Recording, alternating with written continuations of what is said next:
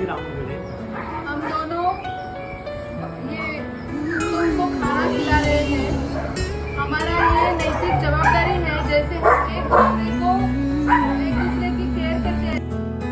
ना कोई दिखावा ना कोई घमंड, सिर्फ दिल से दुआएं लाई।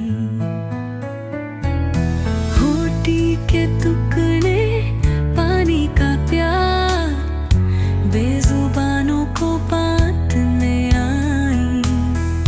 खुशियों की सौगातें लुटाई, अपनी रूह को सजाने आई। ये सेवा है, इबादत भी ना अपना ना पराया, यहाँ कोई मुस्कानों में बसती है दुआ।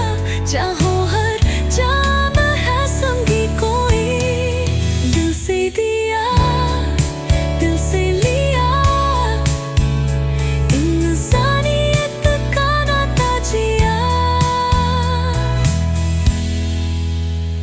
बेजुबानों के चेहरे पर मुस्कान सबसे खूबसूरत